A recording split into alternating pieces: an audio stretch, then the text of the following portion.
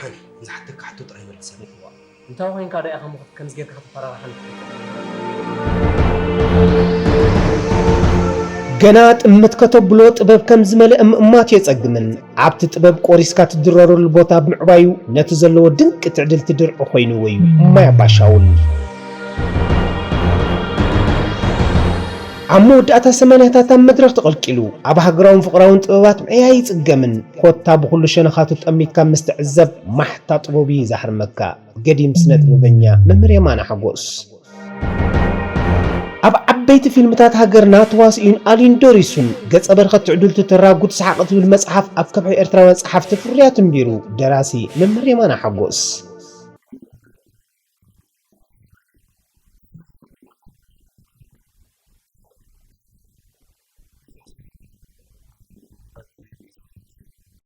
أنت لا تكبرتي موت بس كذا هذا أنا أقول راس حمص رأخو كأت ما مركز أريد كمين حاطني أنا خلاص لزف قرق هيكو مساعدة فقر خلينا كتير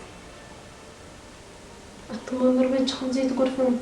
مش بارخ عقو عينكم مش هخو عينكم لا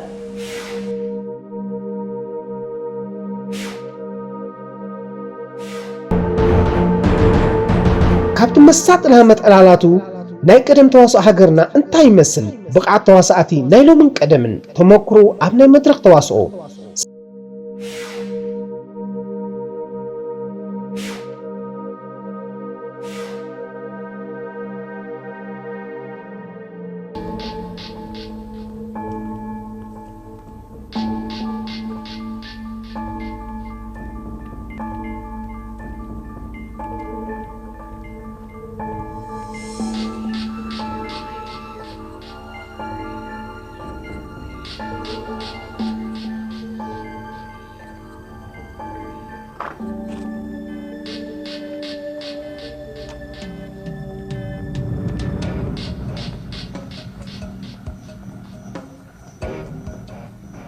اسم أبو النفس قدس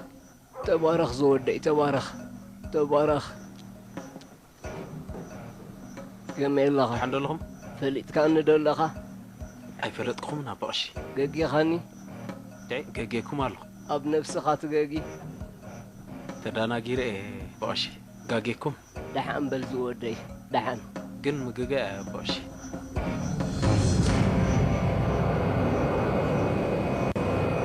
أوريس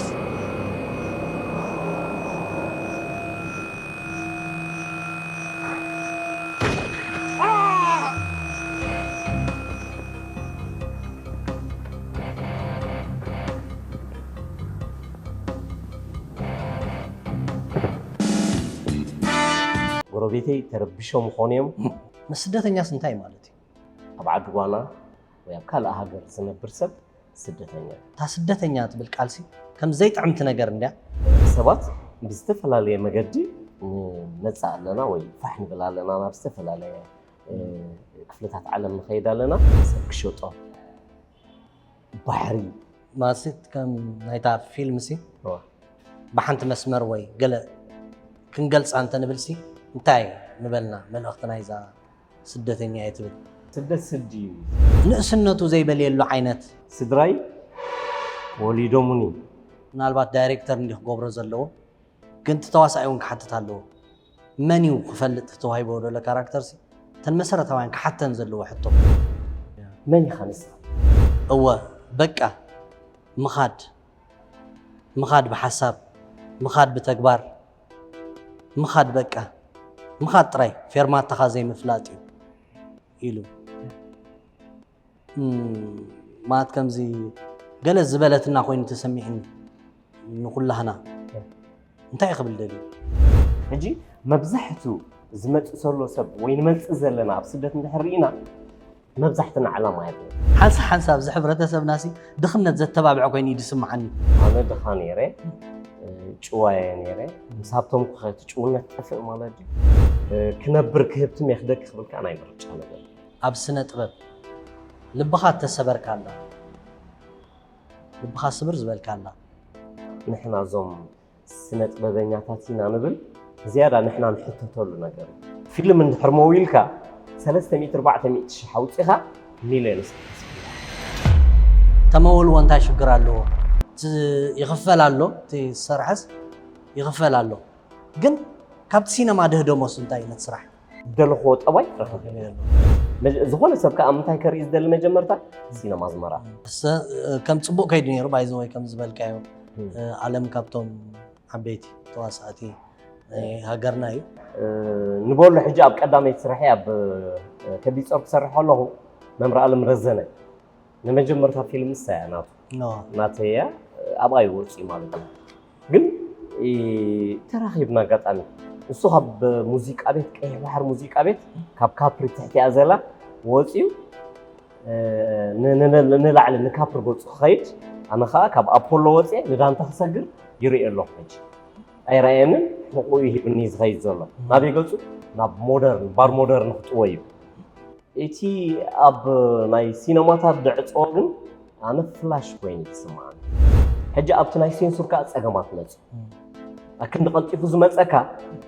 ይድንጌ ካብኡ ሒዞም ይኸፉ ሓላፍነት ድወስድ ሰብ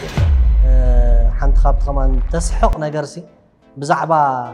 ብፍላሽ ዝተሰርቀት ፊልሙ ሓንቲ ፊልም ተሰሪሓሲ ንባዕላ እሳ ተሰሪቓ ሰብ ጥራይ ደይኮነት እቲ ፊልም እውን ስደተኛ እዩ ደሎ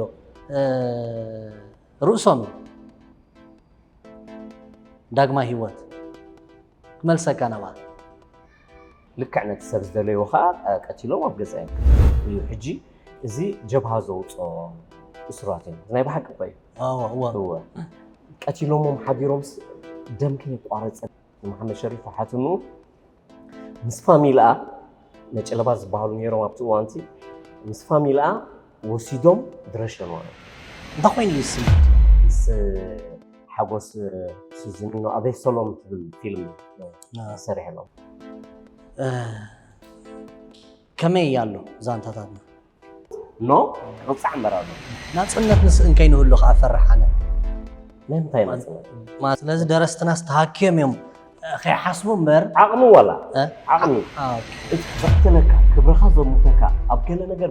ብገበን ዘሕትተካ እውን ኮ ክትሰርሕ ትኽእል ኢኻ ኣነ ብዘይ ህዝበይ ዋላ ሓንቲ ክገብር ኣይክእልን ናተይ ሕቶ ደሎ ማለት እዩ ወይ ሞት ሕብረተሰብና ስለ ዝወደቐ ዲና ንወድቕ ደልና ምስኡላ ጥበብ ዋና ሕጂ እቲ ሕብረተሰብ ከፊሉ ክርኢ ፍቓደኛ ዘይኮነሲ ፅቡቕ ስራሕ ምፅባዩ ቅኑዕ ድዩ ህንፀኻ የህዝቢ ዘይዕገት ማዕበል እምብለይ ኣይግዛእን ንዳርሜንራ ሂማማለይንሲ ሰበይቲ ትትኸውን ብል ነይረ ሰበይቲ እያ ከዓ